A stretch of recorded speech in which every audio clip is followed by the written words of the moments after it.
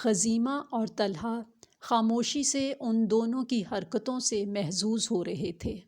یہ ان سب کا روز کا معمول تھا۔ طلحہ دونوں کو پارک میں اندر ایک دوسرے کے پیچھے بھاگتا دیکھ رہا تھا۔ جب خزیمہ نے طلحہ کو متوجہ کیا، عدن کہاں ہے؟ خزیمہ کے پوچھنے پر طلحہ نے اسے دیکھا۔ کہاں ہوگا، سو رہا ہوگا پڑا ہوا، ایک تو عجیب شخص ہے، کل رات کو اپنی اس سر درد بیٹری گرل فرینڈ کی برتھ ڈے پارٹی میں گیا ہوا تھا، طلحہ نے برا سا منہ بناتے ہوئے بتایا۔ وہ جو غور سے اس کی بات سن رہا تھا، طلحہ کے منہ بنانے پر ایک بار پھر ہنس دیا۔ طلحہ خاموشی سے اسے دیکھنے لگا، جو کم بولنے کے ساتھ ہنستا بھی کم تھا۔ پانچوں کی رہائش ایک ہی جگہ ہونے کی وجہ سے وہ بچپن سے ساتھ تھے۔ خزیمہ ان سے 1-2 سال بڑا ہونے کے ساتھ خاموش اور سنجیدہ مزاج کا تھا۔ طلحہ اور تیمور بھی دونوں ایک دوسرے سے الگ تھے، جبکہ عثمان شرمیلا ہونے کی وجہ سے تیمور اور عدن کے نشانے پر رہتا۔ دونوں ہی شیطان کے نانا تھے، لیکن پھر بھی وہ ایک دوسرے کے بیسٹ فرینڈ تھے۔ ایک دوسرے کے گھر آنا جانا ہونے کے باوجود اپنی مخصوص جگہ میں جمع ہوتے تھے۔ طلحہ اب وہ جیسی بھی ہے، دونوں ایک دوسرے کو پسند کرتے ہیں، خزیمہ نے دھیرے سے مسکراتے ہوئے کہا۔ طلحہ کے کندھے پر تھپکی دیتے ہوئے کہا۔ اس سے قبل طلحہ پھر اپنی ناپسندیدگی بتاتا تیمور کی آواز پر اس کی جانب دیکھنے لگے۔ تم دونوں عورتوں کی طرح باتیں ختم کرو اور جاگنگ پہ لگ جاؤ، ورنہ موٹاپا صاحب تمہارے انتظار میں ہیں کہ کب آپ ان کے نرغے میں آ جاتے ہیں۔ اجازت نامہ دیتے ہیں خود پر چڑھنے کے لیے، تیمور تیز تیز بولتا آگے بڑھ گیا، جبکہ دونوں اس کی بات سن کر مسکراتے ہوئے پیچھے گئے۔ گڈ مارننگ مائی جھینگر پیپلز۔ بائک کو پارکنگ میں روکتا وہ تیزی سے لان میں کرسیوں پر بیٹھے ہنسی مذاق میں مشغول دوستوں کو دیکھ کر پرجوش انداز میں کہتا ان کی جانب بڑھا۔ تیمور نے آتے ہی عدن کو گردن سے قابو کیا۔ جھینگر کے بچے، تیری اب صبح ہو رہی ہے، تیری وجہ سے ہم بھوکے بیٹھے ہیں۔ ابے پاگل آدمی، چھوڑ، میرے بال خراب ہو رہے ہیں۔ عدنان خود کو چھڑواتے ہوئے تڑپ کر بولا، جس پر تیمور پر کوئی اثر نہیں ہوا تھا۔ اپنے بالوں کی پڑی ہے، اسے اپنے دوستوں کی فکر نہیں ہے بالکل، تیمور نے کمر پر پنچ مارتے ہوئے طلحہ سے کہا۔ اپنے بھائی کی حرکتوں پر سر جھٹکا، جبکہ سب دونوں کو دیکھ کر محظوظ ہو رہے تھے۔ اب ہاتھ لگایا نہ بیٹا، سوچ لے، خون کی ندیاں بہا ڈالے گا خزیمہ، تیمور نے سنگین لہجے میں کہتے ہوئے گھورا، جو اس کی بات پر حیران ہوا تھا۔ 1 منٹ، یہ تم دونوں کے خونی معاملات میں مجھے مت گھسیٹو، جو بہانا ہے بہاؤ، چل عثمان گاڑی نکال۔ خزیمہ ہاتھ کھڑے کرتا اپنی جان چھڑواتا عثمان کو کہتا گاڑی کی جانب بڑھ گیا تھا۔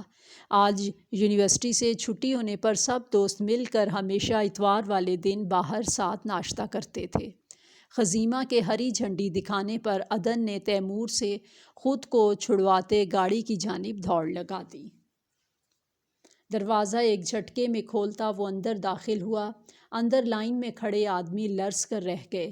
کس کی ہمت ہوئی میرے بھائی کو مارنے کی؟ کون تھا وہ ذلیل؟ بتاؤ ورنہ سب کو جان سے مار دوں گا۔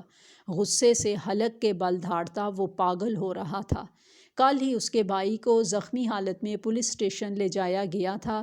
وہ جو کینیڈا سے آج ہی استنبول پہنچا تھا، اپنے بھائی کے معلوم ہونے پر وہیں مل کر آ رہا تھا۔ اس کے بھائی نے مارنے والے کا چہرہ نہیں دیکھا تھا، یہی وجہ اسے تلملانے پر مجبور کر رہا تھا۔ اب بھائی ہم اس وقت اندر تھے، شاہ بھائی اپنے کمرے میں تھے، کیٹ میڈم بھی اندر تھیں، آدمی نے ہمت کرتے کانپتے لہجے میں بتایا، جسے سن کر اس نے خونخوار نظروں سے سب کو دیکھا۔ آدھے گھنٹے کے اندر مجھے وہ سالی میرے بیڈ روم میں چاہیے، سمجھے؟ اب دفع ہو جاؤ حرام زادو، سختی سے کہتا وہ اپنے کمرے کی جانب بڑھ گیا۔ چھوڑ دو پلیز، سوری اب نہیں کروں گا۔ ارے غدارو، بچاؤ اپنے بھائی کو۔ تیمور کی مظلومیت زور و شور سے جاری تھی۔ خزیمہ نے نوالہ چباتے ہوئے سکون سے تیمور کو دیکھا، پھر ساتھ بیٹھے عدن کو، جو ناشتہ کرنے کی بجائے تیمور کا بازو توڑنے کی جدوجہد کر رہا تھا۔ تم دونوں کو چین نہیں ہے؟ سب دیکھ رہے ہیں، تمیز میں آ جاؤ۔ طلحہ نے ان کی حرکتوں سے جھنجھلا کر سخت لہجے میں دونوں سے باری باری کہا، جبکہ خزیمہ دوبارہ نوالا بنانے لگا تھا۔ سنا بھائی نے کیا کہا ہے؟ تمیز نہیں ہے تمہیں؟ ہاں طلحہ، اب خود دیکھنا، یہ جان کر پنگا لیتا ہے، عدن نے معصومیت کے اگلے پچھلے سارے ریکارڈ توڑتے ہوئے کہا۔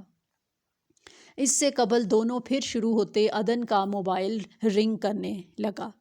عدن نے چونک کر موبائل نکال کر دیکھا، جہاں محمل ارسلان کالنگ آ رہا تھا۔ نام دیکھتے ہی عدن کے لبوں پر جاندار مسکراہٹ نمودار ہوئی، جسے وہاں سب نے بغور دیکھا تھا، جبکہ طلحہ نے سر جھٹکا۔ زیادہ بولنے والی ہر کسی سے ہنس کر بات کرنے والی لڑکیاں اسے پسند نہیں تھیں۔ یہی وجہ تھی محمل اسے اپنے دوست کے لیے پسند نہیں تھی، لیکن وہ جانتا تھا عدن محمل کے لیے سنجیدہ ہے۔ عدن اٹھ کر ان سے فاصلے پر چلا گیا۔ عدن کہاں ہیں آپ؟ محمل کی چہکتی ہوئی آواز پر عدن مسکرایا۔ خیریت ہے لڑکی، کہیں میری یاد تو نہیں آ رہی؟ عدن نے شرارت سے محمل سے کہا، جو شرما گئی تھی۔ نہیں، میرا مطلب ایسی کوئی بات نہیں ہے۔ ہاں تو پھر کیسی بات ہے؟ عدن اس کے گڑبڑانے پر گھمبیر لہجے میں بولا، جب کسی احساس کے تحت پلٹا۔ سامنے ہی تیمور اور عثمان معنی خیز نظروں سے عدن کو دیکھ رہے تھے۔ ارے کیا ہوا؟ آرام سے بات کرو، عثمان نے کہتے ہوئے تیمور کے کندھے پر بازو رکھا۔ دونوں ہنوز کھڑے عدن کو دیکھ رہے تھے۔ میں بعد میں بات کرتا ہوں۔ ہائے، عدن نے محمل کو کہتے بنا کچھ سنے کال کاٹ کر موبائل جیکٹ میں رکھا۔ ہو گیا تم دونوں کا؟ عدن نے دونوں کو کہتے ٹیبل کی جانب قدم بڑھائے۔ وہ جانتا تھا کال نہیں کاٹتا تو دونوں نے جان نہیں چھوڑنی تھی، جبکہ پیچھے دونوں نے ایک دوسرے کو دیکھنے کے بعد تالی مار کے کہا لگایا تھا، ہیلو مسٹر سارم ملک۔ کھولے بالوں کو ادا سے جھٹکا دیتی کیٹ اندر داخل ہوئی۔ وہ جو صوفے پر ہاتھ میں شراب کا بھرا گلاس تھامے چھوٹے چھوٹے سپ لے رہا تھا، آواز پر غم و غصے کی حالت میں لال انگارہ ہوتی نظروں سے دیکھنے لگا۔ جہاں چست سکرٹ گہرے گلے کی ٹی شرٹ میں کھڑی وہ مسکرا رہی تھی۔ تو تم ہو میرے بھائی کی رکھیل؟ ہنکار بھرتے نفرت سے دیکھتے ہوئے اس نے کہا۔ کیٹ خود کے لیے یہ الفاظ سن کر تلملا گئی۔ مسٹر سارم، میں گرل فرینڈ ہوں اس کی، آپ یہ گھٹیا لفظ استعمال نہ کریں تو بہتر ہوگا، ناگواری سے کہتی وہ اسے دیکھنے لگی۔ ایک ہی بات ہے، سارم کندھے اچکا کر کہتا کھڑا ہوا اس کی جانب بڑھا۔ اس سے قبل کیٹ جواب دیتی، سارم نے نزدیک آ کر قدموں کے پاس گلاس چھوڑا۔ کیٹ تڑپ کر پیچھے ہوئی۔ یہ کیا طریقہ ہے؟ کیٹ نے غصے سے کہا۔ اچانک سارم اس کے بال اپنی مٹھی میں لیے، بہت بول چکی ہو، اب جس لیے بلایا ہے وہ کریں۔ سارم نے جھٹکے سے اسے اپنی گرفت میں لیا۔ چھوڑو مجھے، کیٹ تڑپ کر خود کو چھڑوانے لگی۔ ہاں ہاں، تم کیا سمجھ رہی ہو میں تم جیسی کو چھوؤں گا؟ تو تم کس خوش فہمی کی شکار ہو؟ مجھے بتاؤ، کل تم دونوں کے علاوہ کمرے میں کون آیا تھا؟ سارم اس کا مذاق بناتے ہوئے ہنس کر پوچھنے لگا۔ ہم دونوں ہی تھے، اور کون ہوگا؟ کیٹ نے کراہ کر ناسمجھی سے بتایا۔ سارم اس کا جواب سن کر ایک بار پھر غصے میں آیا، بالوں سے جکڑ کر سر زور سے دیوار پر مارا۔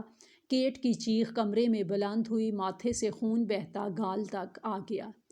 کیٹ کی ڈر کے مارے آنکھیں پھیل گئیں۔ چھوڑ دو مجھے پلیز، مجھے سچ سچ بتاؤ، میں چھوڑ دوں گا، سکون سے کہہ کر اس نے دوبارہ سر کو جھٹکا دیا۔ کیٹ تڑپ گئی۔ چیخو مت، مجھے چیخنے والی لڑکیاں سخت زہر لگتی ہیں۔ چلو شاباش، بتاؤ تمہارے اور شعیب کے علاوہ کون آیا تھا کمرے میں؟